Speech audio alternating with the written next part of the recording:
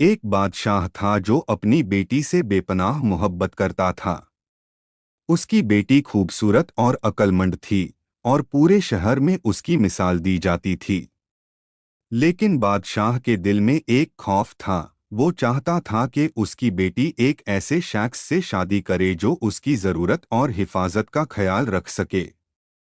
एक दिन बादशाह के दरबार में एक बूढ़ा और अमीर वजीर आया, जो बादशाह के पुराने दोस्तों में से था। वजीर ने बादशाह से अपनी ज़रूरत का इजहार किया और कहा कि वो उसकी बेटी से शादी करना चाहता है। बादशाह को ये सुनकर हैरानी हुई, लेकिन वो वजीर के रिश्वत और ताकत के आगे झुक गया। बादशाह को लगा कि ये रिश्ते में उसकी बेटी का भला है, क्योंकि वजीर अमीर था और पूरे मुल्क में उसकी इज्जत थी। जब बादशाह ने अपनी बेटी को इस फैसले के बारे में बताया, तो वो दुखी हो गई। उसका दिल एक जवान और सलीमकल शख्स के लिए धड़कता था, लेकिन वो अपने बाप की मर्जी के खिलाफ कुछ ना कह सकी।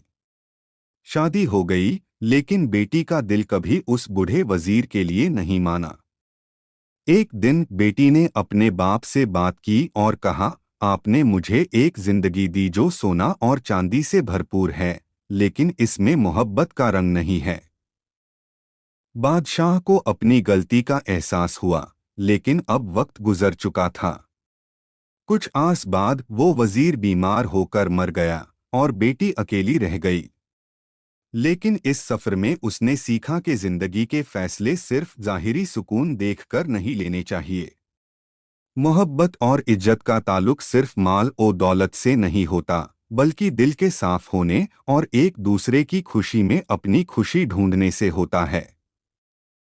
ये कहानी एक नसीहत है कि माँ बाप को अपनी औलाद की पसंद और उनकी खुशी का भी ख्याल रखना चाहिए और उनके फैसले उनकी ज़िंदगी को बेहतर बनाने के लिए लेने चाहिए।